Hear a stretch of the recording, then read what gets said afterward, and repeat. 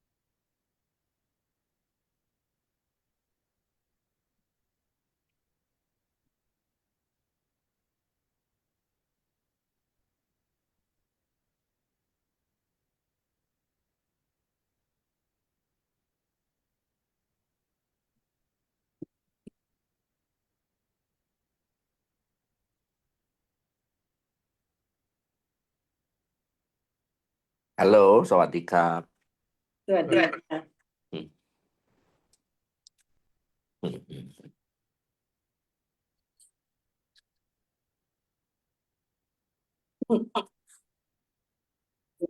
It is time now, so we will begin at 6 p.m. Bangkok time.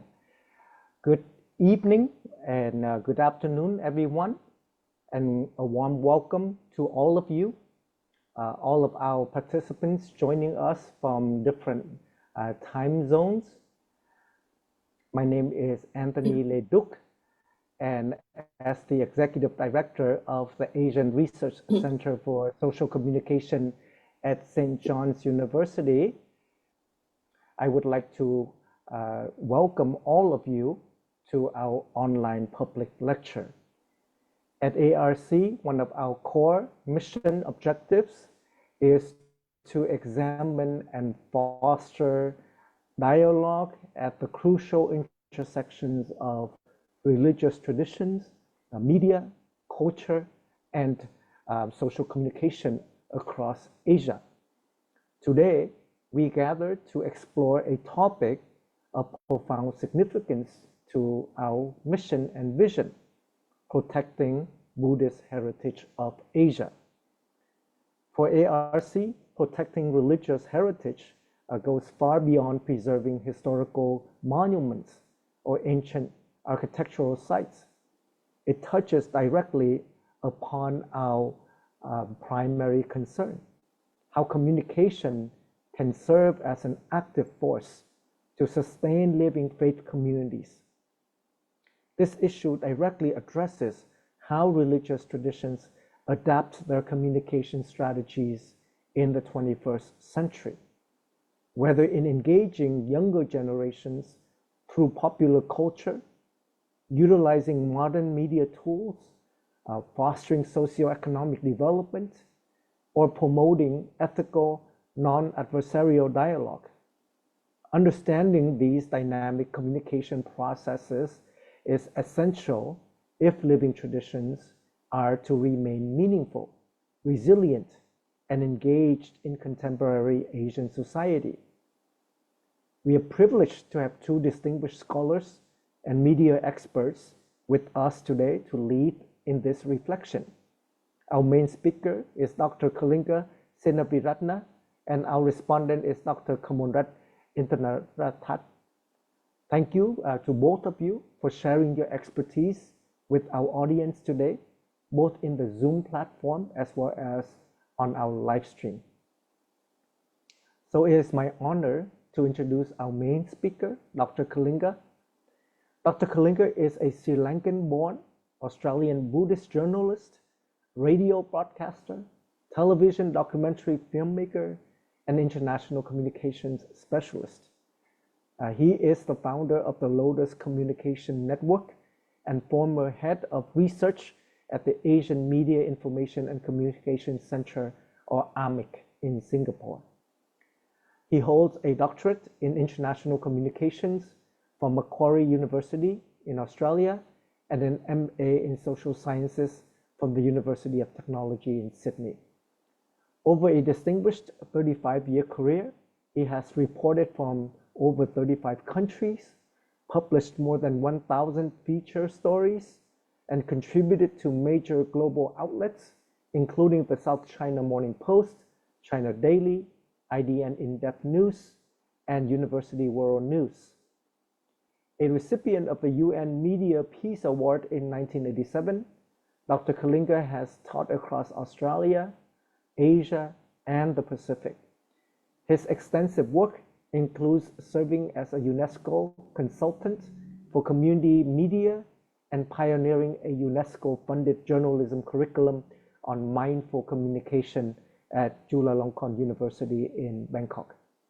He is also a prolific author whose recent books include Global News Media, published in 2025, Geopolitics and the Media in Asia and the Pacific, published in 2024, and his newest work, Protecting Buddhist Heritage of Asia, recently in 2026, which serves as the foundation for today's lecture. So please welcome Dr. Kalinga Seneviratne to our lecture today. And we look forward to hearing your insights. Okay, thank you very much, Dr. Anthony Leadock. So I would like to thank the Asian Research Center for Religion and Social Communication, Dr. Anthony in particular, and also St. John's University, Bangkok, for hosting this talk. This talk is based, as Dr. Anthony just mentioned, on my recently released book titled Protecting Buddhist Heritage of Asia. Now, let me point out right at the beginning that this book is not about protecting the ruins and monuments of Buddhism. In fact, that is what we will be left with in 100 years' time. If we, I mean the Buddhists, do not take seriously the issues I would talk about in this presentation. What I'll be talking about, and the book is also about, protecting the intangible living Buddhist heritage of Asia. The book is a result of a recommendation made at the first Asian Buddhist Media Conclave. I think Dr. Kamolrat was also there in New Delhi in August 2018. That I was instrumental in organizing for the International Buddhist Confederation, IBC. We discuss how Buddhist communities, especially in one of the sessions, especially in Myanmar and Sri Lanka, are misrepresented or misreported, and their grievances ignored by the international media. And also that Buddhist countries have no media to counter this. It was suggested by Mr. Rajiv Mehrotra, the CEO of the Foundation for Universal Responsibility of His Holiness the Dalai Lama, that we do a study of the communication needs of Buddhist communities across Asia. And his foundation provided a research grant that enabled me to visit the Buddhist communities across South and Southeast Asia. So this book is the result of a research methodology that included literature reviews, location research, conference attendances, and also years of observation about Buddhist interactions and politics in Asia. Between September 2018 and December 2019, I visited as many Buddhist communities as I can in South and Southeast Asia. I went to predominantly Buddhist countries like Bhutan, Laos, Thailand, Cambodia, Myanmar, Sri Lanka, and Vietnam. Also to Buddhist communities in Indonesia, many parts of India, including Ladakh and Sikkim, as well as Buddhist communities in Malaysia, Bangladesh, and Nepal. I included Singapore in the study because I was at the time based in Singapore. East Asia, that is China, Taiwan, Mongolia, Japan, and Korea, were not covered because the research grant did not cover visits to these countries. I have updated the information gathered during the visits with some latest developments until late 2025, when the manuscript was submitted to the publisher. Now I need to get onto my files I had uploaded. Where is that? You are going to share with us your PowerPoint, correct? Yeah, I uploaded the PowerPoint. Now, where is that? Please go to the share. Share. Yes, you can go to the share button at the bottom of your screen. Screens. And you did upload it. Where did it go?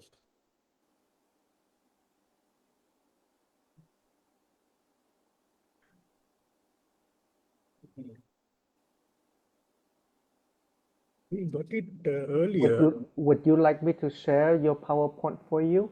And then you can just tell me when to move? Yeah, if you can share it. Okay, I will do that. Bluetooth mode. Okay. So Okay. now We go to if you can. I have shared your, just tell me when to move and I will move the screen. Okay, we move to the next one now. This shows pictures I took in different places I visited during my research. There are 13 country chapters that describe the spread of Buddhism. Next slide, please. Bring that milk and then. Yeah, next. Okay, these are the 13. These are the content the chapters. There's 13 country chapters that describe the spread of Buddhism in these countries, development of institutions and Buddhist traditions, and the current situation, including socio-economic situation of Buddhist communities. These chapters could be very valuable for teaching Asian history, Buddhist studies, and even intangible Buddhist Cultures of Asia, of information in those chapters. The publisher Atlantic in New Delhi believes so. That is why they agreed to publish this. The first chapter, next slide, please. The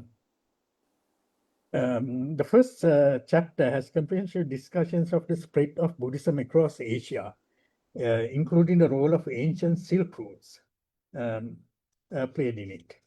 You see the map, this is from UNESCO, about how Buddhism spread from India to the west and to the east. The chapter has a discussion on also on the demise of the Srivijaya civilization of Indonesia. And there are lessons here for many Buddhist countries today, particularly for Sri Lanka and Thailand. But unfortunately, Buddhist leaders in these countries don't seem to be interested to find it out. The second chapter, next slide, please. The second chapter looks at the diverse communication strategies used over the centuries in the spread of Buddhism, from the written scriptures and writings of Tripitaka and Emperor Ashoka's rock edicts, and right up to today's cyber communications. The final chapter, which is the 16th, has a long discussion on the threats facing Buddhist communities, and there are recommendations on how to respond to it with better 21st century communication strategies and without the use of hate speech that blames others. I will focus today on this final chapter. Next slide, please.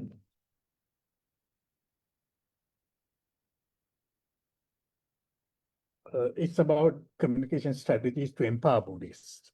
I should point out that in Asia, Buddhism faces formidable challenges, both from within and outside, as I have documented in the country chapters. Now, this is a quote from an Australian Buddhist monk during an email communication I had with him, who has spent many years in Sri Lanka and Thailand. And he told me, let me quote from here, which is in red.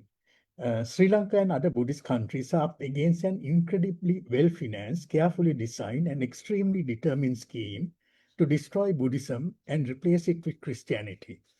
I think he's referring mainly to evangelical Christian groups, and deeply saddened that the Sangha is nowhere motivated, educated, or organized enough to counter this menace, other than to demand that the government should do this or that. Lack of motivation, out-of-date education, Nikaya divisions, concern for personal betterment are just some of the issues that make the Sangha, the monks, completely unprepared to face the Christian challenge. I have to tell you that I'm not very optimistic about the future. End of quote. So, well, this is the challenge Buddhist organizations in the region face, especially organizations like the World Fellowship of Buddhists, which is based in Bangkok, and IBC in New Delhi. They are in self-denial and dominated by people who see Buddhism either as a business or as an ego trip, taking pictures with dignitaries and posting it in Facebook or their websites. During my consultations, some Buddhists, especially in Southeast Asia, told me that worrying is a form of suffering in Buddhism. So why worry? So why worry about these threats? You need to cleanse yourself. A lot of Western Buddhists also have this attitude. I don't really agree that this is the essence of Buddhism. I think it is a selfish attitude to a certain extent. We need to look at how to solve socioeconomic problems that bring so much suffering to the people. In fact, I was very impressed with Pope Francis when he tried to steer the Catholic Church towards this goal. Unfortunately, no Buddhist leader of global status does it, except for Bhikkhu Bodhi, who is now getting old and is based in the US. We cannot ignore social injustices. We need to be mindful of it and be engaged Buddhists. That is what this book advocates. In the final chapter, I list 6 major issues that confronts Buddhist communities in Asia. Next slide, please. These are proselytism, socioeconomic conditions of Buddhist communities, youth drifting away from Buddhism, need to reform monastic system, need to develop and define Buddhist media training for Buddhist communicators. Proselytism is a major problem for most Buddhist communities in Asia, mainly because Buddhists make up a majority of the poor in most of these Buddhist countries, and they are targeted by evangelical movements of the Christians and lately Islamists. Often the governments and the Buddhist leaders are in self-denial. In many Buddhist countries across Asia, grassroots Buddhist communities are impoverished, and the monasteries not seen as empowering them socio-economically. Buddhists often told me that Christian missionaries tell the poor Buddhists, you only give to the monastery, we give to you, when Christians offer them goods, money, and educational opportunities. If Buddhism is to survive as a significant force across Asia, Buddhist temples and charities must refocus their priorities. This is a major problem in Buddhist majority countries like Myanmar, Sri Lanka, Laos, and Cambodia. They all face the same problem with impoverished Buddhist communities, especially in the rural areas, because the Buddhists constitute most of the people living under poverty. When Aung San Suu Kyi was Myanmar's leader, she gave the Singapore lecture in August 2018 to over 500 political, intellectual, and business leaders in Singapore. I was present there. She pointed out that the majority of Myanmar's poor are Buddhists in rural areas, and she appealed to Singapore's business leaders to come and invest in those areas. She argued that by economic empowerment of the Buddhists, the ongoing political and religious conflicts in the country could be resolved. It's socio-economic in nature, not religious. These socio-economic situations are exploited by both Christian and Muslim evangelical forces, and when Buddhists resist, they are painted by the international media as extremists. And the behavior of monks like Jnanasara of Sri Lanka and Viranto in Myanmar have not helped the Buddhist cause. I argued in the final chapter of the book that there is a need for a well-structured network of international Buddhist charities that focus on impoverished Buddhist communities across Asia. I have been critical of Sushi Foundation of Taiwan and Bhikkhu Bodhi's Global Buddhist Relief for not helping poor Buddhists enough and giving a large portion of their aid money to poor non-Buddhist communities to show off Buddhist compassion for all beings. It is good to be non-discriminatory, but when your own communities need help, you need to know your priorities. Looking at the youth, while in some countries, as I said, poverty is exploited by evangelical forces, in wealthier countries like Singapore and Thailand, they are targeting the urban youth with a message of modernity, often using gospel music and various counseling services for youth, sometimes even the teaching of English. Many years ago, I met a Chinese tour guide in Yunnan province, where he has joined a Christian evangelical church after going to learn English and been introduced to the Bible. He believed speaking English and becoming a Christian was a modern thing to do. I explained to him how in Australia, young educated whites find becoming a Buddhist a cool thing to do. This exposes the weaknesses of ritualistic Buddhism that young Asians find superstitious, and I cannot blame them for it. The monasteries have become a ritualistic center rather than an educational and counseling center. Very few play the latter role today. While acknowledging that rituals are essential to calm the minds of devotees, it is also crucial for devotees to understand the teachings well, as they serve as the guide for our well-being. Buddha has often said that it is the Dhamma, his teachings, that will guide your lives towards nirvana, not any divine force. Today, leading Buddhist organizations hold lavish Buddha relic worship festivals that attracts thousands of devotees. Sometimes I wonder if this is really what the Buddha taught. When a young person sees such rituals, he or she justifies to ask if this is a superstition, as the Buddhist philosophy is a practical guide to leading a mindful life without divine intervention. 30 years ago, when I was teaching mass communications at a polytechnic in Singapore, when it came to discussion about religion and communication, many of the young Singaporean Chinese students said that they were free thinkers. I found most of them came from Buddhist families or sometimes Taoist families. So sometimes I privately explained to them that Buddhism is a free thinking religion and told them about the Kalama Sutra, the Buddhist chart of free inquiry. But Buddhism they knew was about the parents taking them to do rituals at the temples, like offering flowers and incense and listening to chantings, sometimes for hours, in a language they couldn't understand.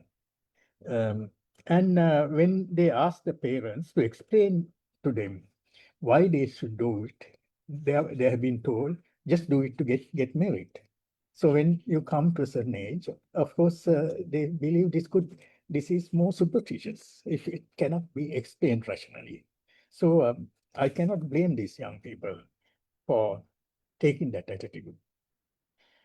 A couple of years ago, when I was teaching journalism at a leading university in Thailand, I wanted to discuss with undergraduate students the principles of Panchasila, the 5 precepts in Buddhism.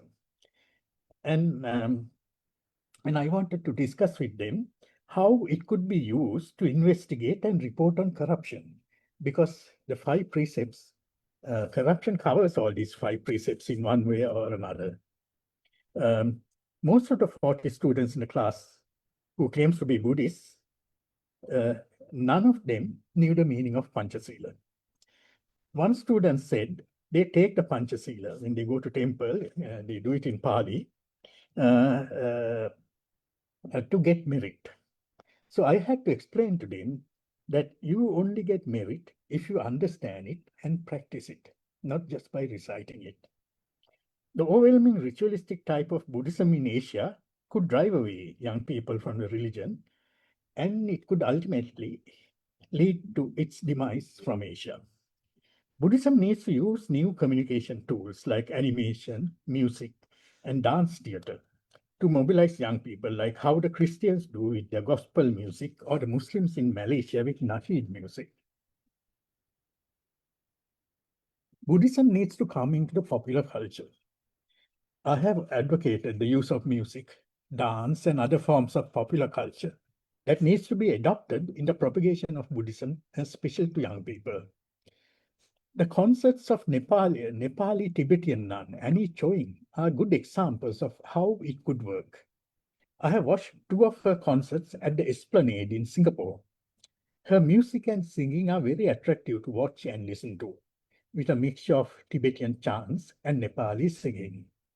During the concerts, before each song, she spends about 2 to 3 minutes explaining its lyrics in English.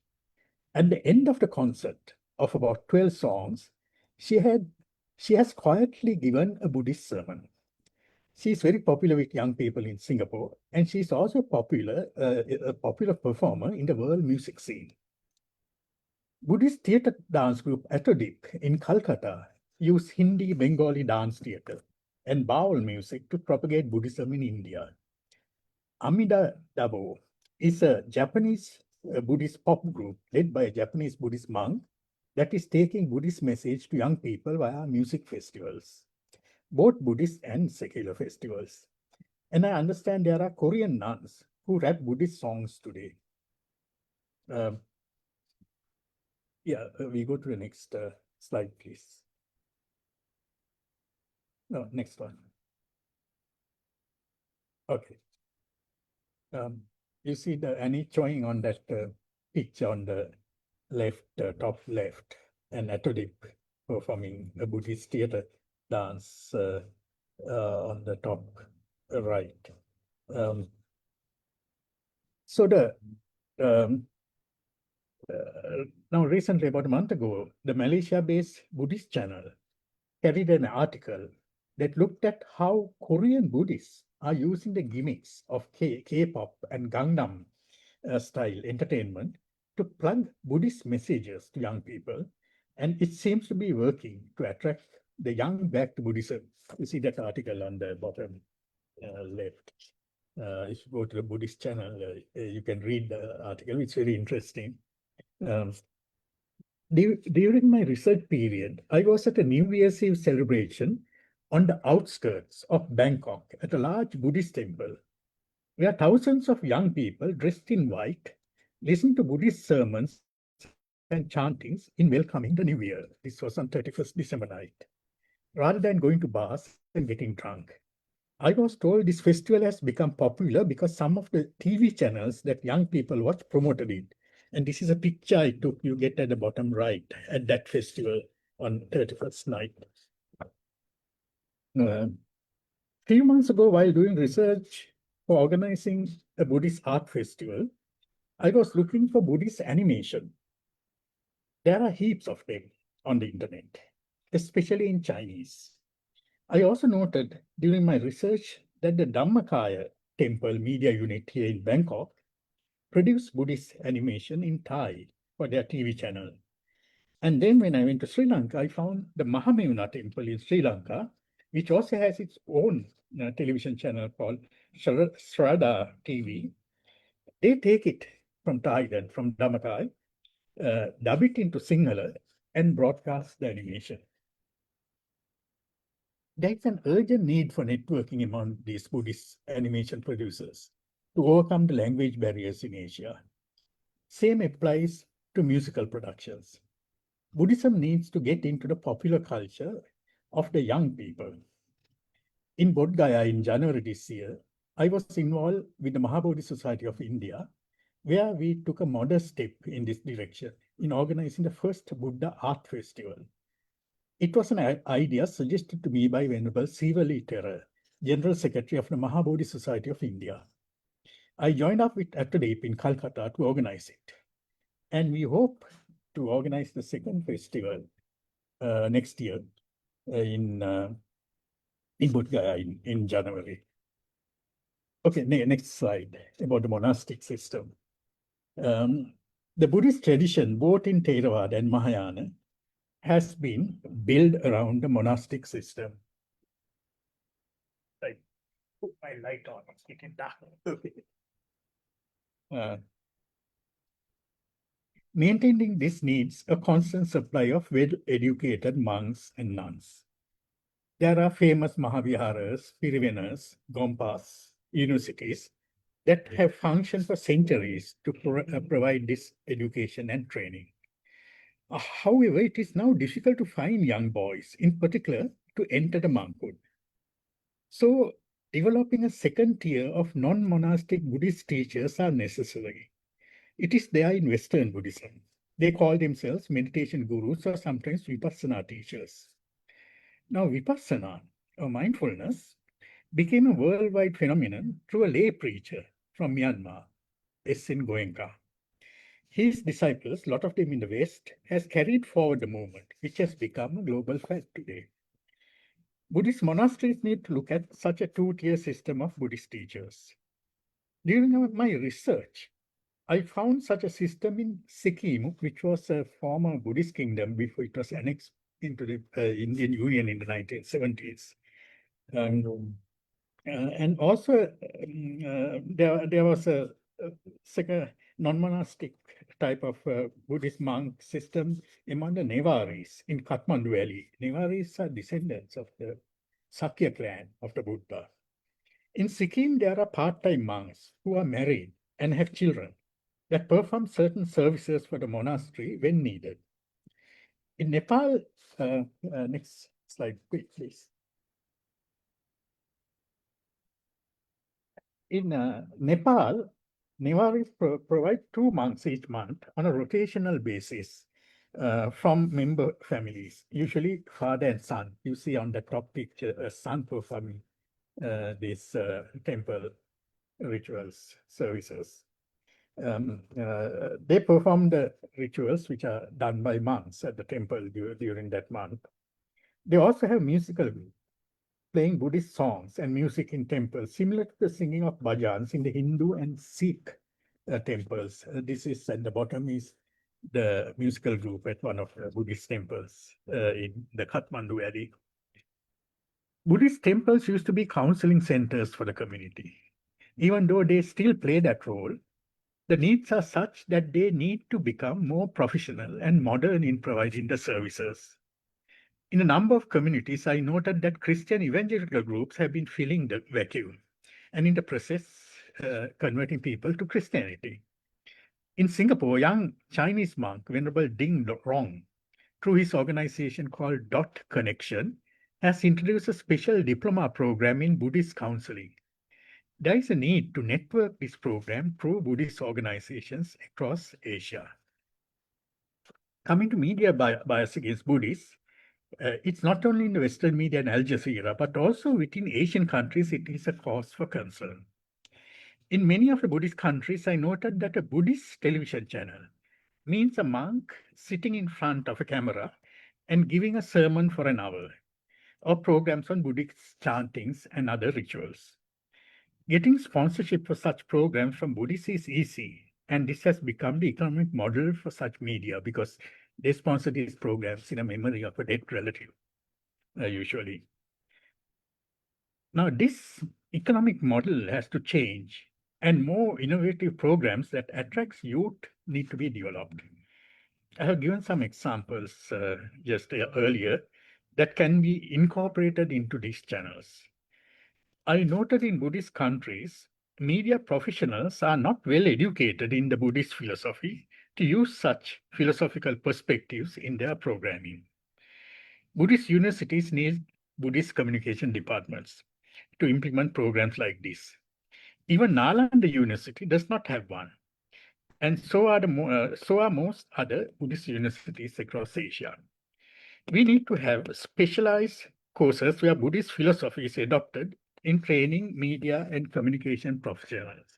Like I'm trying to introduce this program called Mindful Communication for Sustainable Development, where a few years ago at Chulalongkorn University through a UNESCO project, I was involved with two other Thai academics in developing this curriculum to train what we call communicators, and it need not be only Buddhist communicators because it's so secular in the way it's implemented.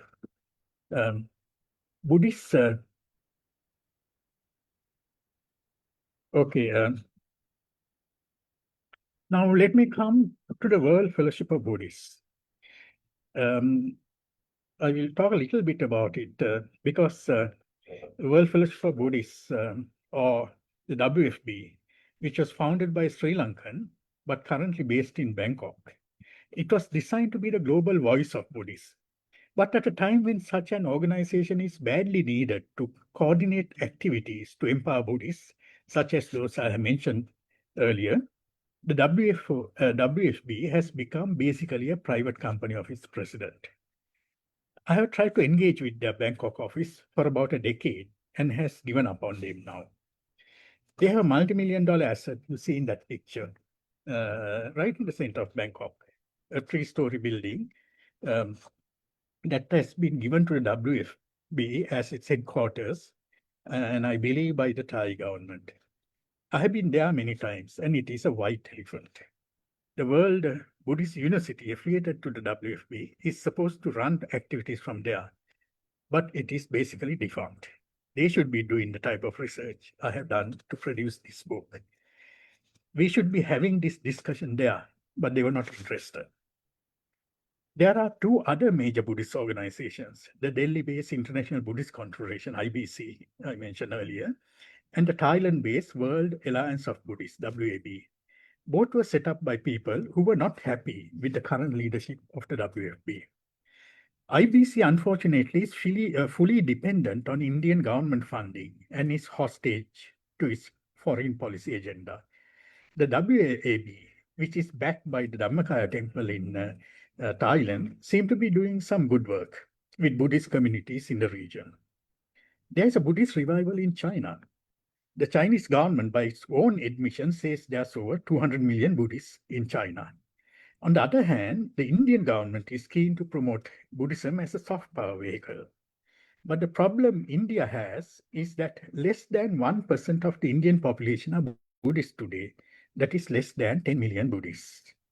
Buddhism could be a gel in promoting and building a peaceful, cooperative Asia driven by an understanding of the three poisons the Buddha taught: greed, delusion, and associated hatred. Unfortunately, both India and China are involved in a soft power battle over Buddhism, which could undermine the peaceful message of Buddhism.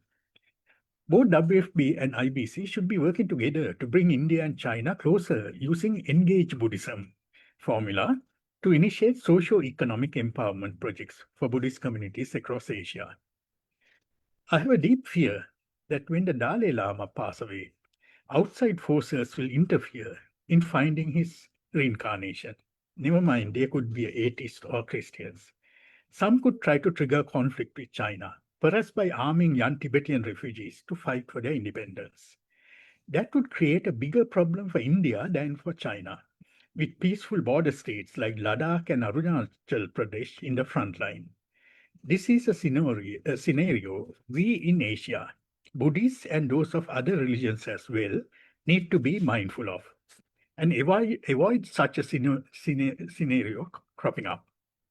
There are disturbing signs on the horizon at present.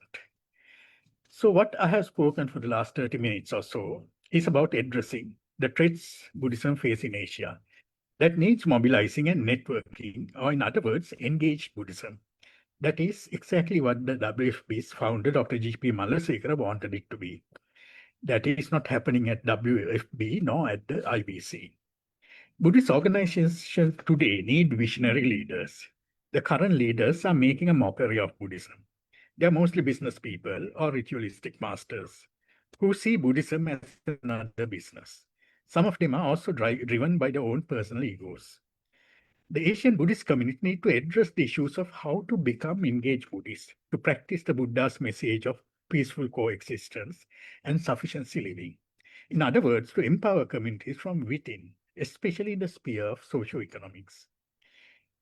Many of the leading Buddhist organizations don't seem to understand that message, and it is a tragedy for Buddhism in Asia, from what I see. So last slide, please. So let me conclude by making this point, which I have been saying for years to Buddhists when I speak to, mainly at Buddhist conferences or Buddhist community gatherings. Rich Buddhists tend to spend a lot of money on building grand temples and huge Buddha statues across Asia. We have enough of it. As I have argued, we need to empower Buddhist communities socio-economically with Engage Buddhism. My book advocates and appeals for such action. If Buddhism becomes a business for its self-proclaimed leaders, the lavish temples we build would be like Borobudur in Indonesia in 100 years' time. Historic monuments with no Buddhist community to support a monastery. Maybe my grandchild's child could write a book then, that is in 100 years' time, with the same title as my one today.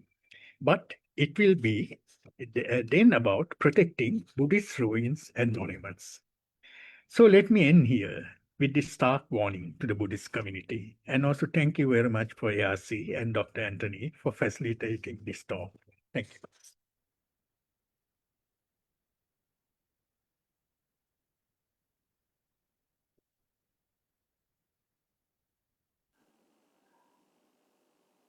Thank you so much, Dr. Kalinga, for that very insightful as well as thought-provoking and I would say very timely presentation. You brought up many aspects that are worth for us to reflect on and to think about. And I think your ideas are stimulating a lot of interest and questions as a whole. So next, I will invite Dr. Kamolrat to give a brief response to the presentation. And while Dr. Kamolrat gives her response, for those of you who are participating, you are free to also write your comments or questions in the chat. After Dr. Kamolrat is finished, we will open up the room for discussion, for questions and comments as well. So I ask you to, if you have questions or comments now, feel free to share them in the chat. If you're willing to speak after the response, we will also invite you to speak as well. But for now, I will introduce Dr. Kamolrat Intaratat. She is our respondent today. Dr. Kamolrat is an associate professor of the Faculty of Communication at Sukhothai Thammathirat Open University in Bangkok, Thailand. And she is the founder and director of the Research Center for Communication and Development Knowledge Management. Her work focuses on ICT and AI for development, driving community-based empowerment for marginalized populations locally and globally in alignment with the Sustainable Development Goals. Throughout her career, Dr. Kamolrat has received widespread international acclaim, including the UNESCO Innovation Education Award, the UN Women and ITU GenTech Award, and the e-Learning Forum Asia Community Outreach Award, and most recently, the 2026 STOU International Indexed Publication Award. She earned her doctorate through the CIRCA University Consortium programming spanning the University of the Philippines, Los Banos, and the University of Queensland, Australia. So Dr. Kamolrat, we're very privileged to have you with us in this conversation. And now I turn the floor over to you for the response to Dr. Kalinga's presentation. Thank you so much, Dr. Anthony. Thank you so much for ARC and Dr. Kalinga to honor. I'm very honored to join this, even though actually I have born with Buddhist, no, but always very proud to engage myself in any kinds of Buddhism issue. For example, like today, we have a whole day of Buddhism activity, Buddhist Lent in the temple. A lot of many generations engage in kinds of activity. So thank you, Dr. Kalinga, to have a comprehensive research on your book. The keyword that I have read in your book, that is the heritage, right? From your book is about is this 16 chapters, and then the chapter that I'm very focusing is Buddhism communication from Asok era to the digital communication, and then chapter 14 that is about the Thailand Buddhist kingdom that under facing of many challenges kind of, and chapter 16 that is some of the solution about the communication strategy kind of. So the book mood and tone is very creative and very comprehensive in the sense of how can we offer the solution together, right? So I would like to share in the aspect of sustainability or development communication. For example, like the topic is about the Buddhism heritage. If we in my aspect, heritage is like a living thing, right? A heritage is kind of a living thing, like Charles Darwin saying that a living thing we have to be very adjusting. We have to be structuring for any new kinds of context. So like Buddhism, it have founded and settled for about many thousand years back up to now in the digital era, AI era. So under the aspect of my development communication, I feel very happy, because I look at the heritage of Buddhism heritage under the aspect of sustainability, right? So any kinds of heritage could be sustained if it has its own sustainability skill, kind of thing. So Dr. Kalinga have point out the 6 common issue. You might already seen a while ago. The number 1 is about the proselytism, or the religion changing something. And then number 2 is about socioeconomy, and number 3, youth dripping away, and number 4 is about the monastic system reform.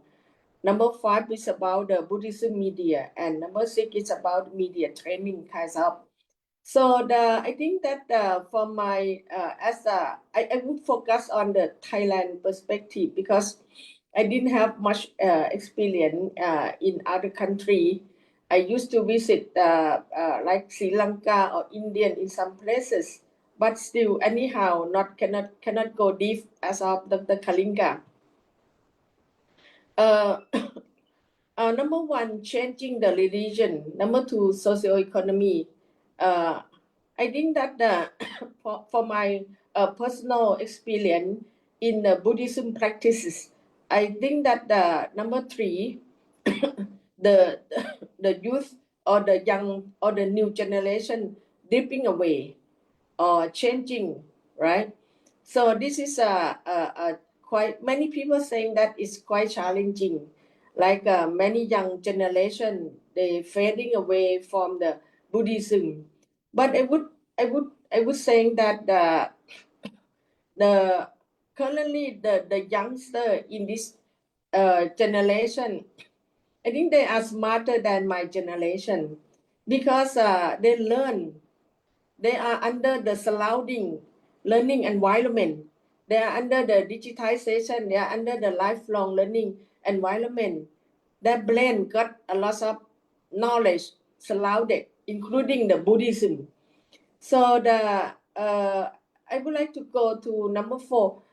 If Dr. Anthony would like to share the 6 common issue, that would be great. But if not, that's okay. Number 4 is about the yeah. Number 4, the 6 common issue. Yeah, thank you so much. Very smart you are. Yeah. If you see that, yeah. Thank you, Dr. Kalinga, to make this conclusion, right? So number 1 and 2, I think that that will be the last mile. For me, I think that number 4, 5, 6 should be the key priority and very urgent. For example, like number 4, the reform of monastic system. The current situation of Buddhism in Thailand, like Dr. Kalinga also mentioned in the books that so many institutes in Thailand that offer the education for the monk, the nun, and also the public that is interested in Buddhism. We have a lot of Buddhism university, many institutes that doing this kind of thing. So, but this kind of educational or empowering institute of Buddhism still under slow transition into the new style of learning, because the current learning of this generation is more on smart learning, but the way that offer education among this kind, the majority of this kind of institutes is more on under transitioning from the traditional style to the digitized style. So I think that for the reforming monastic system, I think that could be happen. That could be managed. Like we can change from the traditional style to be the smart learning style, smart sharing, and then uh, they can decide more on like engagement among all the stakeholders or engagement among all the generation to involve in this kind of empowering the people about Buddhism. So this one. And in this book, Dr. Kalinga also mentioned about Suan Mok, that is the nation known, best known among the Thai people, that is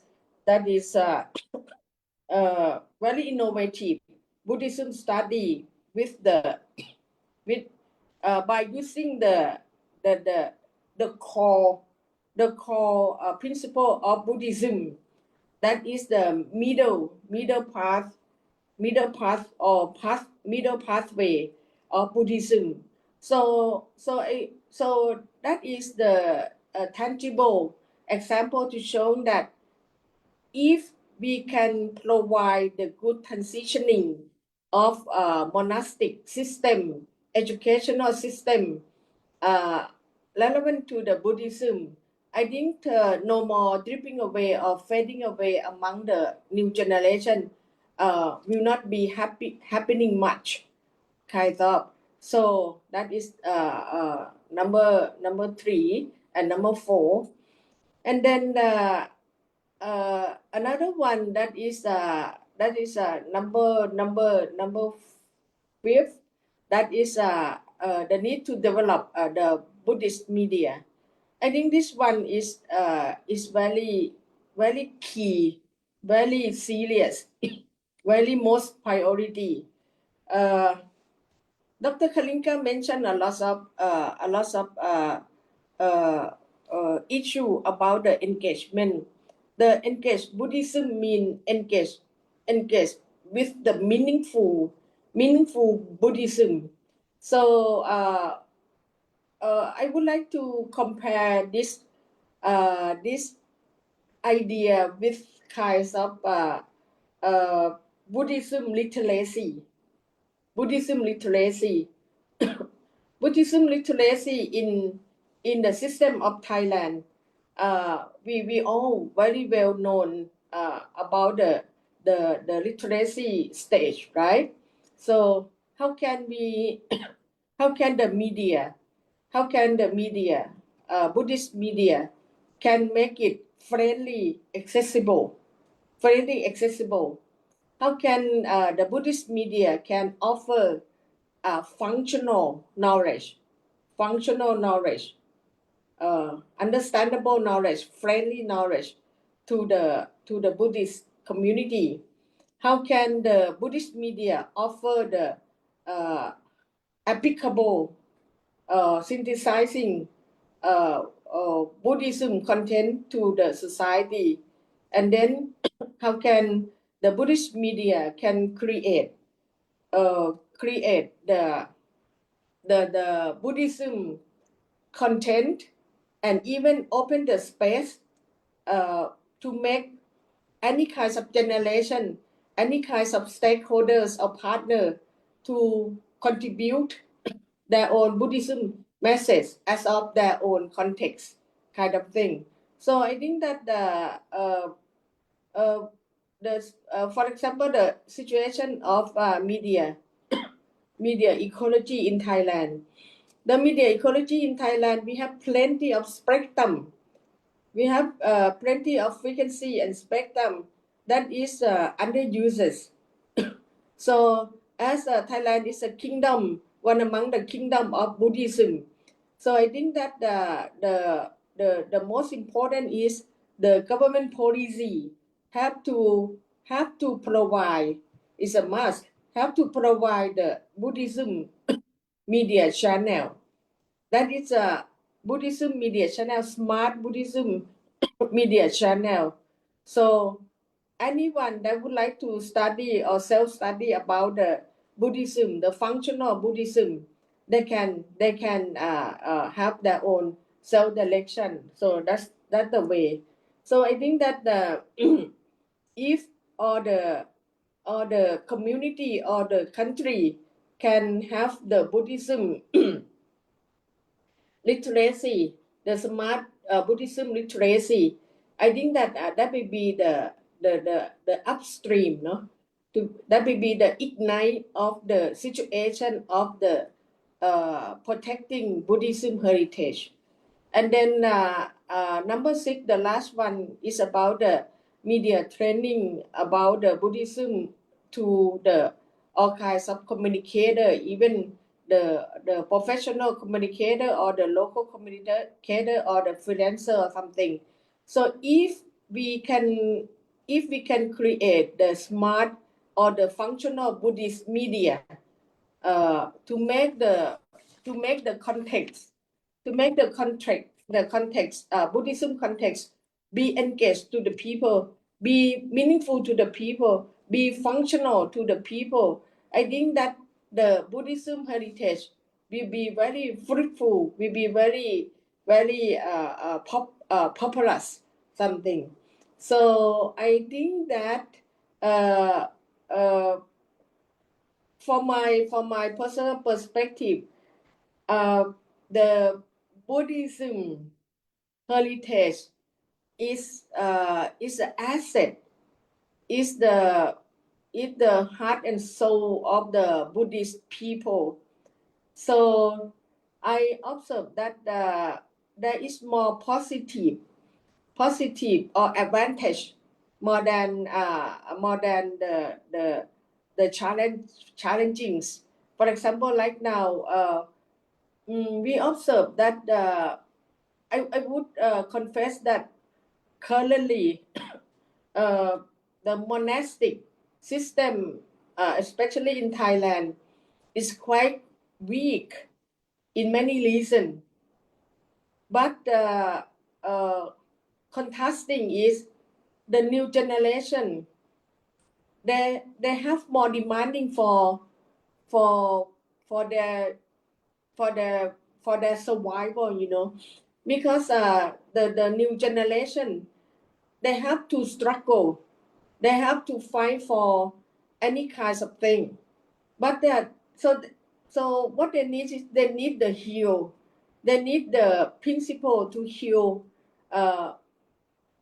We would like to say that if we can engage with the the real demand of the youngster, I think that Buddhism is the best medicine. It's the best medicine for all the youngster. So meaning that in the real situation in Thailand, many of the youngster, many of the people that is the guru in Buddhism, they set up their own learning space. We call learning space. We can have a lot of learning space, either physical setting or the virtual setting. You can see so many.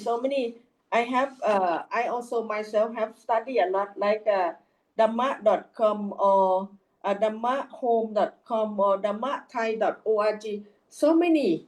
So meaning that the Dhamma or Buddhism has been tailor-made, has been easily tailor-made into the functional Buddhism, and then the youngster absorb that one.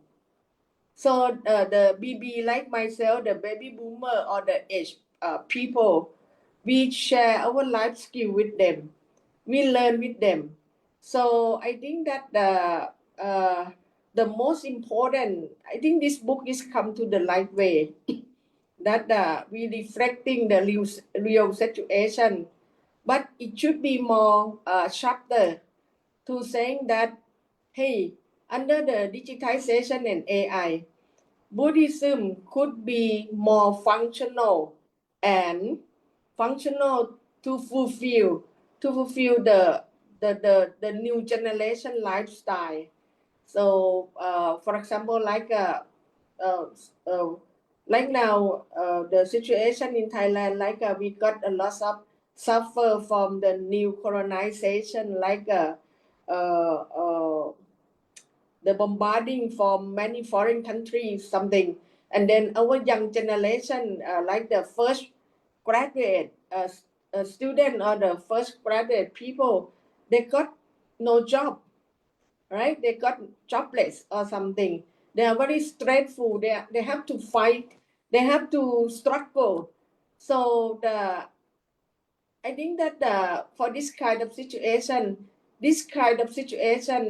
the youngster they need Buddhism to heal. They need some functional method to heal their life skill, something. So if the Buddhism can transit itself, like the monastery can transform from the classic monastic, like the classic temple, to be the smart smart learning space for all generation. So we have done some social lab to do that. All generation can contribute. Dr. Kalinga also mentioned in the book that hey, many youngsters they have created kind of the aesthetic or the arts, Buddhism tourism, or the kinds of culture tourism about Buddhism, like a meditation or vipassana tourism kind of thing. So that is very popular. So I think that in my perspective of development communication under the digitization and AI is a golden time, or the young generation, they born up with the digitization. So how to make the Buddhism literacy to be smart Buddhism, functional Buddhism, then their heart will be open. If their heart open to the functional Buddhism, the heritage of Buddhism can be sustained, and then that can help the older generation to contribute to collapse among the generation, so the society will be fruitful. So if I were the media guru, or the government or the CEO of the country, I would say that hey, we have a lot of media spectrum. Set up one functional Buddhism station. But anyhow, if they don't, that's okay. Because currently in the real situation, many youngsters, many guru, they have created their virtual learning space. So if you want to learn about vipassana meditation, or the principle of Buddhism, the counseling relevant to Buddhism, plenty. The reason is how to make it more accessible to more generation, kind of thing. So by this digital and AI context, I think that is a good time for us all to tap the hands together and make the functional Buddhism, meaningful Buddhism, engaged Buddhism to be scaled up to all generation. Heritage must be meaningful, and then that can be clicked to the real lifestyle. So this is the reason why I'm very honored to join this event, because I see a hope that we need to very urgently link all generation together. The language of the new generation is a digital language. How can we engage with them? And then once we can engage with them, then the scale up is no problem. It will be viral. So I think that I contribute to this point. Thank you. Well, thank you very much, Dr. Kamolrat. Your perspective on communication for development, community empowerment, and especially the strategic integration of digital tools into Buddhist communication, I think wonderfully complements Dr. Kalinga's thesis on strategies for safeguarding living cultural and religious heritage in the digital age, in the age of artificial intelligence. And your points and comments highlight just how interconnected media and social empowerment and also sustainable community development are truly interrelated to each other. So we thank you for that very valuable insights. And now we're ready to open the floor to our audience for questions and discussion.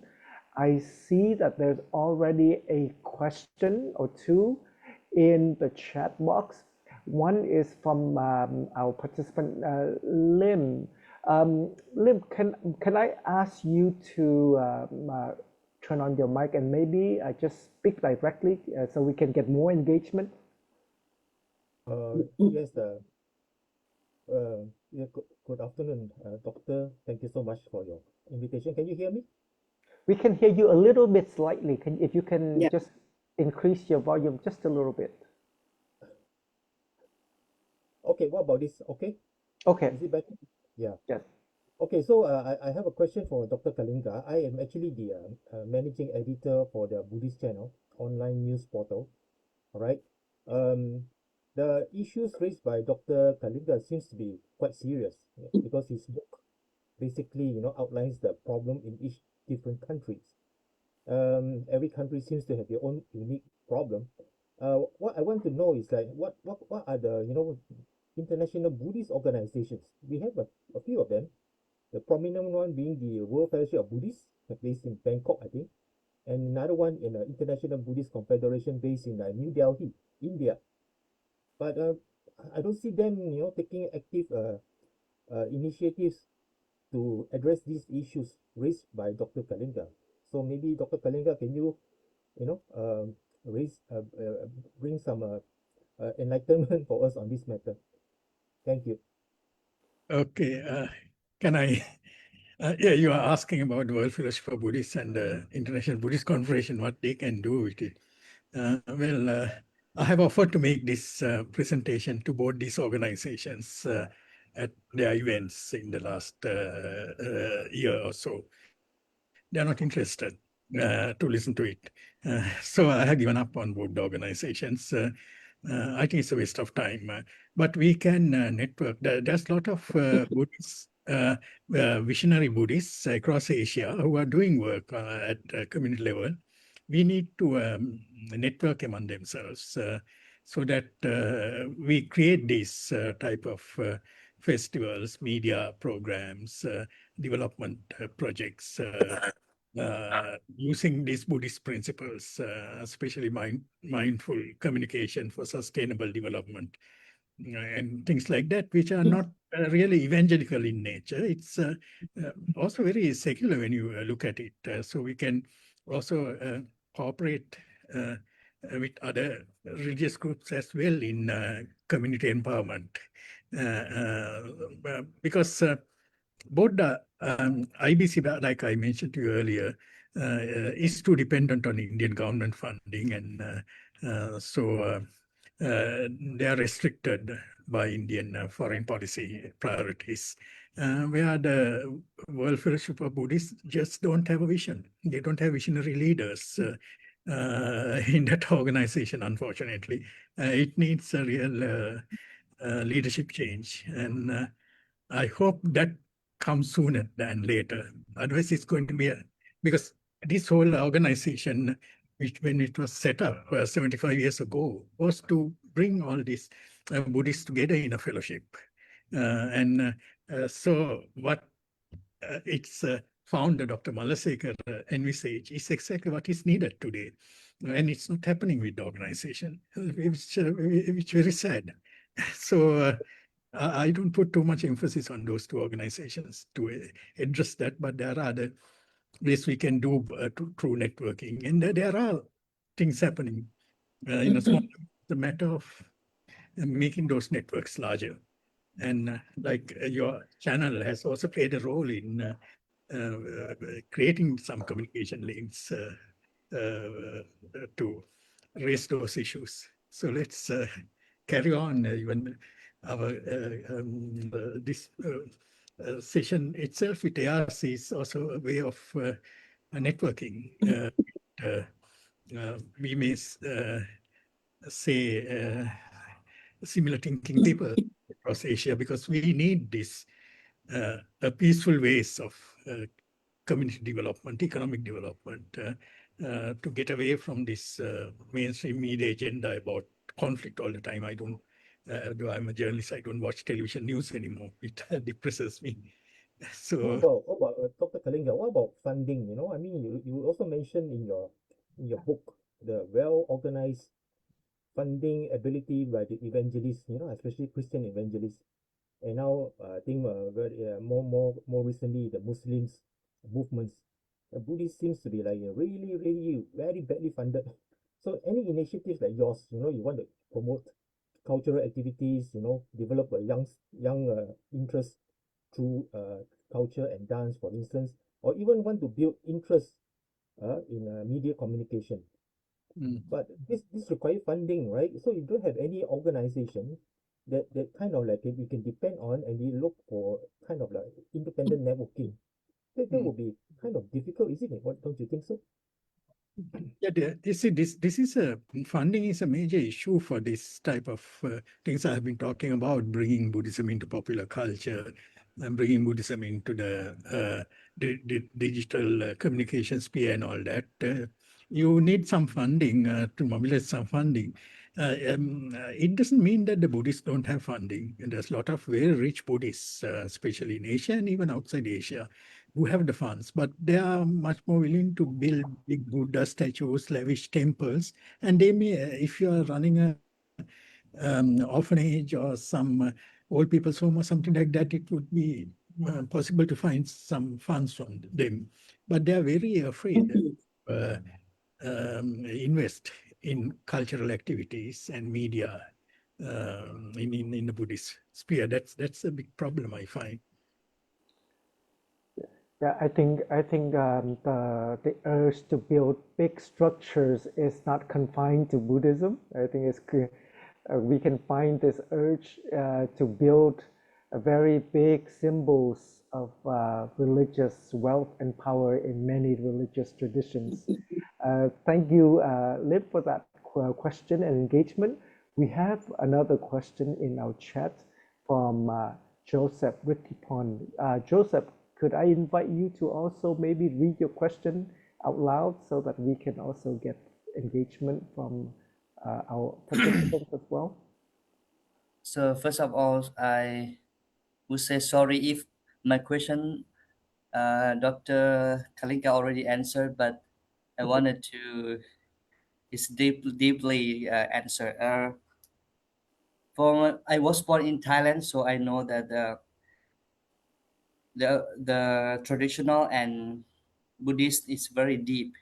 So in the past time, I have seen that every time that people have faces with problem or something hurt them, they try to go to the temple, to to to, to the church. Maybe I mean Buddhist church, to give some advice from monk. So, but nowadays I see so many people they uh, drifting away from the Buddhist. So this is the question is necessary for the monk to study a therapy or study AI or study of a counseling philo Yeah, psychology, something like that. actually, Yes. on that question, something come to my mind, which I mentioned about dot connection in Singapore. I met this Buddhist monk, a young Chinese Singaporean Buddhist monk. I think he grew up in Australia. And now he has set up this training program. It's a 6 months diploma program in Buddhist counseling. Now, under Singapore law, to be a counselor, you need to have a certain degree, like a degree in psychology or something related to that.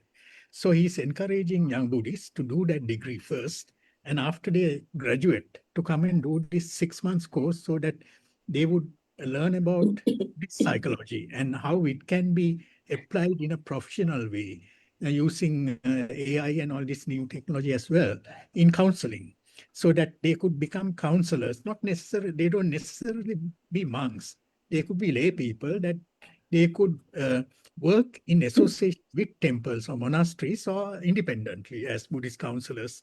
Now, Singapore has a chain of Buddhist free clinics run by one of the temples.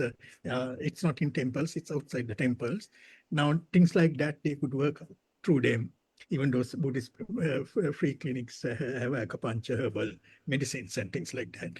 So that is one way of addressing your question about Buddhist counseling, how it could be brought up to the modern level.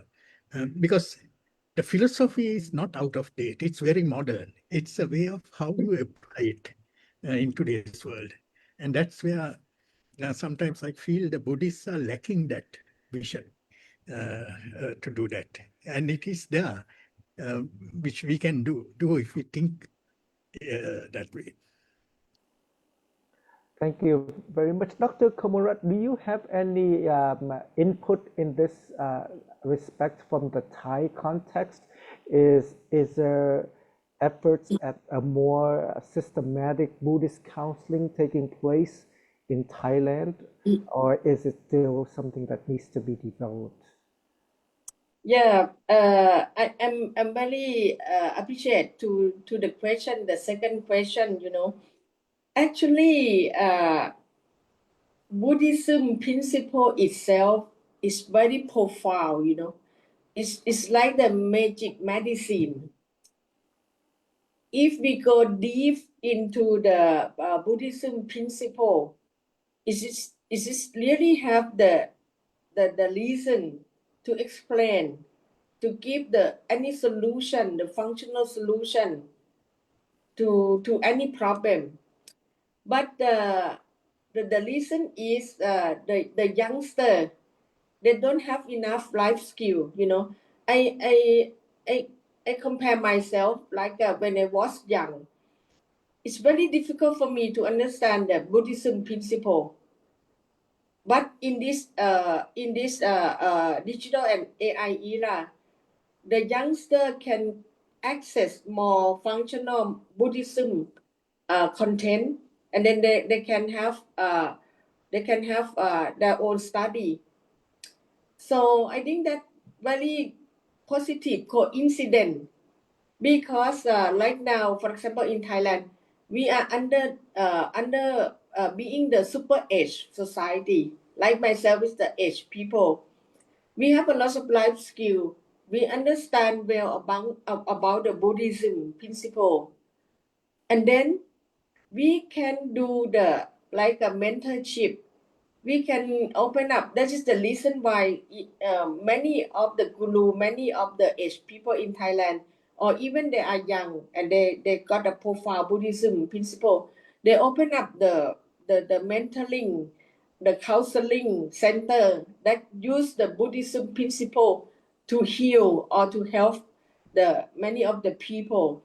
So that is the case, but it would be the best if the traditional temple, traditional monk, traditional education system can help empowering all this facility into the smart way of learning, because it's already being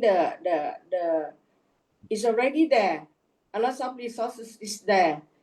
Like you go to any street in Thailand, so many temple, but it's mostly is still under its transition. It's not fully developed. So I think that right now it's very open scenario that the digital and AI can help more people to access and self-study, but sometimes that kind of content need to be mentored, need to be screened, need to be literate. So that's why I think that the part of the government, the part of the educational or empowering institute have to be very fast, evaluate themselves to serve this kind of situation. Yes. Thank you very much, Dr. Kamolrat. I see we have a hand. It says from Zoom user.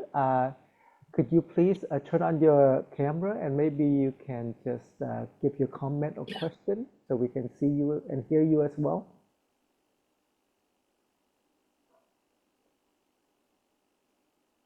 I'm Dr. Prayot.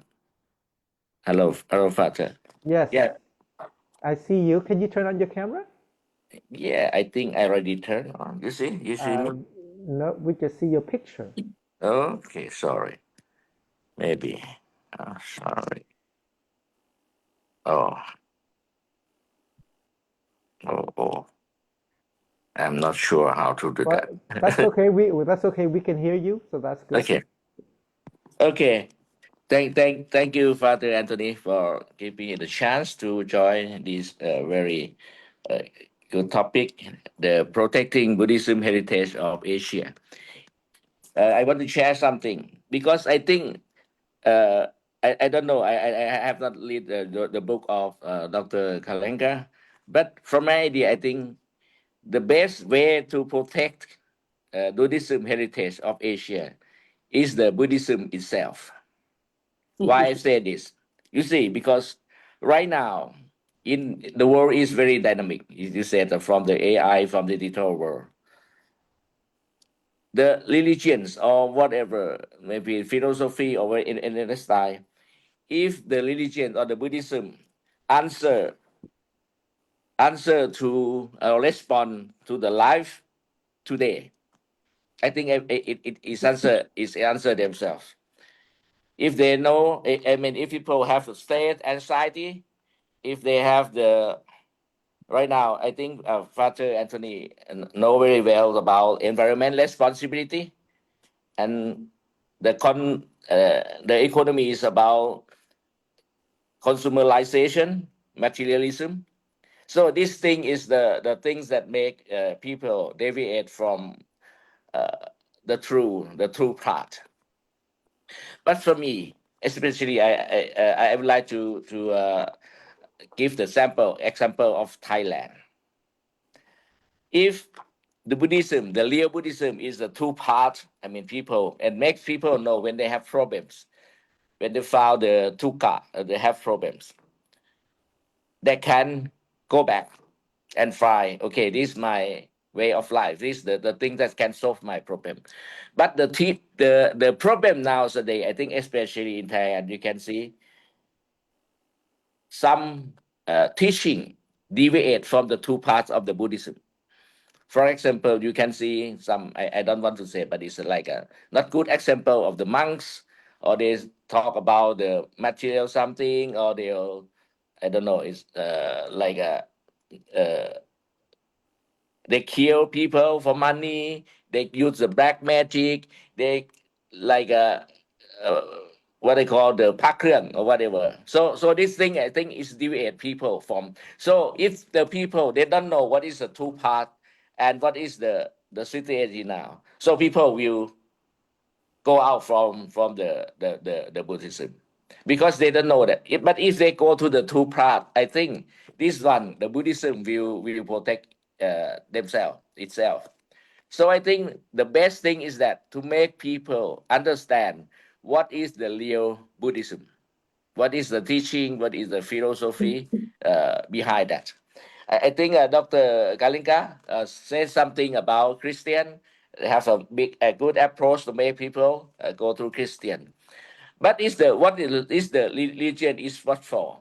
Religion is for respond or help people to live their current life or the present situation, to solve their present situation. So it doesn't matter. It doesn't Christian. It doesn't Buddhism. If they answer the life, I think people will not deviate from that one. This is my idea. And plus, right now, because of the fast going of the scientific technology, if the religion or even the Buddhism or even the Christianism cannot compatible very well with the scientific fact, so I think people lost their belief. in the religion, there's to balance between faith and reason. Sometimes people have only faith, but with the reason, if they have a good reason, sometimes they lost the faith. But if they have both faith and reason, I think this one will carry, bring and protect that religion, especially in Buddhism. So for me, I saw that to protect the Buddhism heritage of Asia, it means that you have to communicate. You have to show people that what is the true part of the Buddhism and what is the something that deviate the lifestyle of the Buddhism from the true path, especially as I say in Thailand right now. So you can see some bad example. So this is my idea. Thank you very much. Thank you so much. I think you made two main points there. The first point is that religious traditions, whether it's Buddhism or Christianity, they have to be authentic in the way they present themselves, in the way they run themselves. And the second point you made is that religions have to be relevant to people's life, have to respond in concrete ways to their difficulties and their life challenges. Do you have a response that you want to make Maybe to our can participants? can I make a couple of points? Sure. My studies in Laos, Vietnam, and Cambodia. Just some quick examples. In Vietnam and Laos, Vietnam is officially under communist government, and Laos is also under nominally communist government. But in both these countries, Buddhism is thriving. For example, I was at the event of Vesak last year in Ho Chi Minh City, a lavish event. And both in Laos and Vietnam, especially in Laos, now I was talking to a senior monk and I saw some of the activities there, where after the Vietnam War, the communist government and the Buddhist clergy came to an understanding that when it comes to community development, there are similarities between the Buddhist philosophy and the communist philosophy on community development. So the Buddhist temples have become basically the delivery arm of development for the villagers, so that traditional relationship between the temple and the community has been maintained through development work, which doesn't conflict with the government philosophy, the communist ideology, or the Buddhist philosophy. And it's a similar way I find in Vietnam, where Buddhism is thriving to a certain extent. In fact, the rector of the Vietnam Buddhist University told me that the leaders of Vietnam are Buddhist communists. You can interpret it whatever way you want. Now, in Cambodia, I met an interesting monk. He's called a Facebook monk. He's a young monk who also speaks English well. He's a Cambodian monk in Phnom Penh. Now, what he has done is, a lot of young people in Cambodia has huge problems. They commit suicide, huge psychological problems. So he engaged them through Facebook, not as a Buddhist monk, as a friend. And after a while, after he has engaged them, he invited them for an event at the temple, and they turn up. And so they reconnect with the temple. And he told me if he first did it from the temple, they would not have come. Because that is, he addressed their everyday problems and related it to Buddhism, and then they saw the connection. So like the previous speaker said, if faith and reality could come together, any religion, it applies to any religion, it is what is needed for the 21st century. Thank you very much. I think we're just about out of time. Can I invite the last short comments from our speakers? Let's start with Dr. Kamolrat first. Some final comments from you. Yeah, I'm agree with the participant that reflecting that the Buddhism itself is the precious heritage. So the heritage can be sustaining if it could be adjusting, belong to the real context. So the question about how can we do it? Yes, we need the vision and the leadership of the country to open up. But anyhow, there are also some solution that if one door is closed, another door could be opening up. For example, like the digital door. So meaning that this is the reason why so many virtual Buddhism mentoring or virtual Buddhism learning space uh, pop up in the Thai society. Anyone that would like to study about Buddhism, they can access to that kind of Buddhism message, but it's not enough. So I think that it would be very fruitful and sustaining if all the ecosystem of the country, of the society, of the region can collaborate each other. So that is the way. So the heritage Buddhism is exactly the. I think that it need a life skill. Uh, for my generation, it take time to learn and understand about the Buddhism.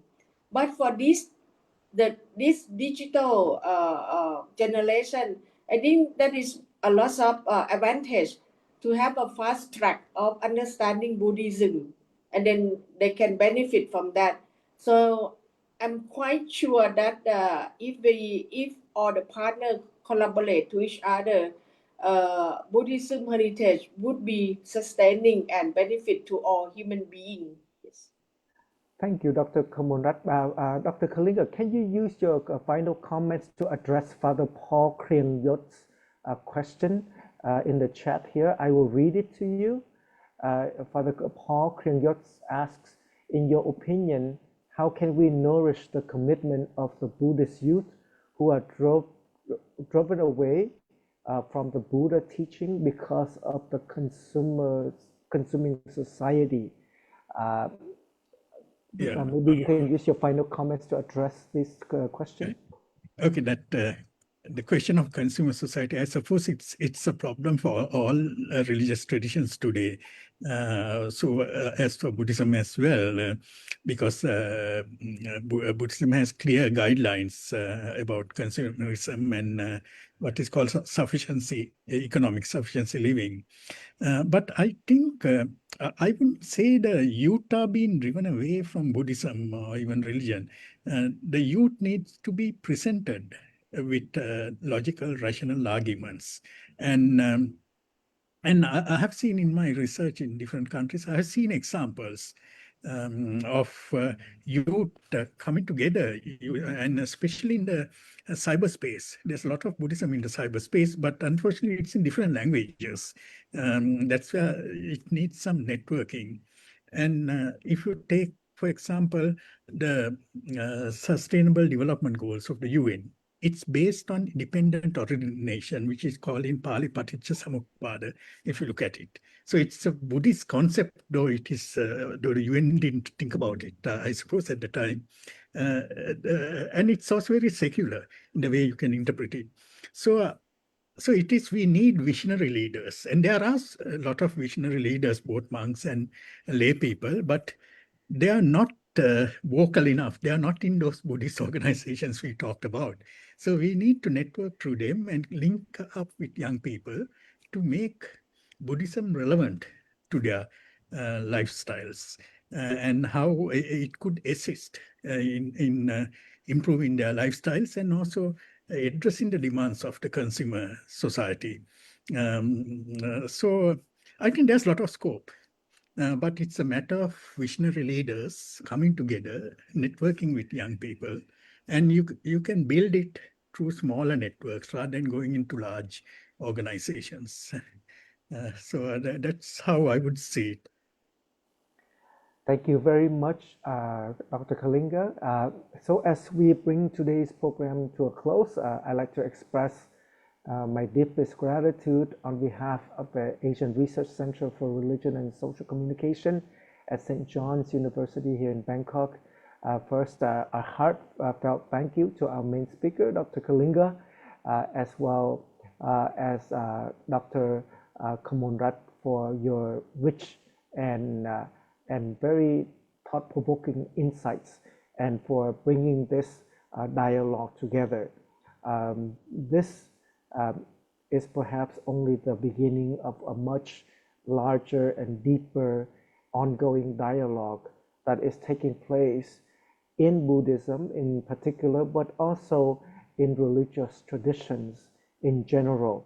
Coming from the Christian tradition, I find that many of the concerns that you have brought up in today's presentations are also very relevant to the discourse that is taking place within the Christian tradition as well.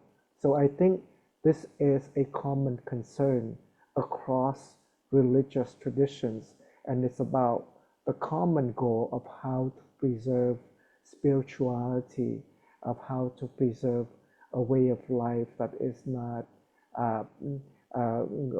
fall into consumerism, or fall into the ideals of secularism, but to head for something, to aim for something that is transcendental. And I think how do we do this in this age of technology? How do we do this in the age of modernism? This is the question that we continue to explore. And I think today's conversation was extremely stimulating, because we not only speak about tradition, but we speak about how tradition can be preserved and safeguarded using the tools that we have in the digital age. So I thank you for your contributions. I hope that we will continue to receive your input and contributions in the future. Thank you to all of our participants this evening. Although we did not have a large number of participants, but it was very constant. So those who logged in, they stayed through the whole time in order to engage. The live stream will continue to be present on our social media, and the video of today's talks will eventually also be uploaded onto YouTube. So if you have not had the chance to listen fully to the presentation, or you want to go back and listen again, you have the chance to do that on our live stream recording, as well as the eventual YouTube video. So as of now, I thank you once again, and I wish you a good night, a good evening ahead, and see you in our upcoming programs. Thank you so much. Thank you. ขอบคุณค่ะ Thank you very much ขอบคุณครับ ขอบคุณค่ะ